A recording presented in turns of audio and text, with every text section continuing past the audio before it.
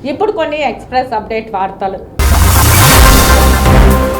TDP, BJP, Janasena ఉమ్మడి కూటమి అభ్యర్థులైన Tirupati MLA అభ్యర్థి ఆరణి శ్రీనివాసులు, ఎంపీ అభ్యర్థి వరప్రసాదుల విజయం కోసం తాము కృషి చేస్తామని టీడీపీ రజక నాయకులు అక్కినపల్లి లక్ష్మయ్య, రేవతి, కరాటే చంద్ర, రాజయ్య తదితరులు తెలియజేశారు.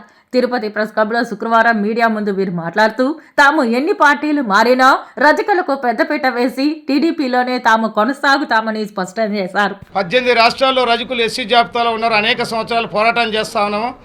వచ్చిన సంవత్సరానికే రాష్ట్ర ప్రభుత్వం కమిషన్ ఏర్పాటు చేసేసి రజకుల్ని ఎస్సీ జాబితాలో చేర్చేదానికి కేంద్ర ప్రభుత్వానికి, బీజేపీ ప్రభుత్వానికి కమిషన్ రిపోర్ట్ ఇస్తానని చెప్పని హామీ ఇవ్వడం జరిగింది. అదేవిధంగా రెండో డిమాండ్ ఏంటంటే రాష్ట్రంలో అన్ని ప్రముఖ దేవాలయాల్లో పాలక మండలి సభ్యత్వాన్ని కల్పించబోతున్నాడు.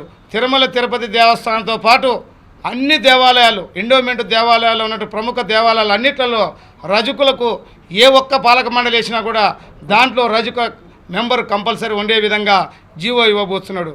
అదేవిధంగా బీసీలకు చేతి వృత్తుల వారు ఎక్కువ చేతి మీదనే పనిచేసి వారి వయసు అయిపోతుంది కాబట్టి కళ్ళు కనపడక రజకులు నీళ్ళల్లో ఉండి సర్పులు అనేక రకాలైనటువంటి చర్మ రోగాలు వచ్చేసి వాళ్ళు అనారోగ్యంతో 60 సంవత్సరాలకు 65 సంవత్సరాలకే చనిపోతున్నారు. కాబట్టి 50 సంవత్సరాలకే బీసీలకు అందరికీ 4,000 రూపాయలు పింఛను పెట్టడం జరిగింది. అదేవిధంగా రజక కార్పొరేషన్కి 100 కోట్ల రూపాయలు సంవత్సరానికి నిధులు ఇస్తామని చెప్పని ప్రకటించడం జరిగింది.